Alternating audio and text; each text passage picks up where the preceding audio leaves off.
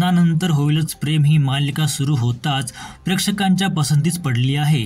नंदिनी, काव्या, पार्थ, जीवा हे पात्र प्रेक्षकांना आवडत आहे. लग्नानंतर होईलच प्रेम या मालिकेत नंदिनी आणि काव्याची छोटी बहीण आरुषी हे पात्र देखील प्रेक्षकांच्या पसंतीस उतरत आहे.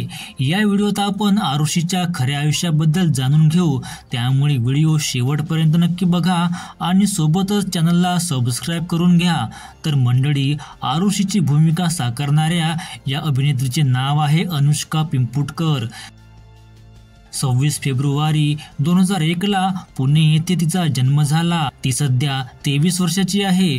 तिने पुण्यातील भारतीय विद्या भवन शाळेतून शालेय शिक्षण पूर्ण केले, तर modern college of arts, commerce and science मधून पदवीचे शिक्षण घेतले. अनुष्काने आई मायेचा कवच मालिकेमध्ये सुहानी तर रंग माझा वेगळा मालिकेत मोठ्या कार्तिकीची भूमिका केली होती. तिने 8-2-75, अल्ल्याड पल्ल्याड, पाणीपुरी, इलू इलू 1998 या सिनेमात काम केले आहे.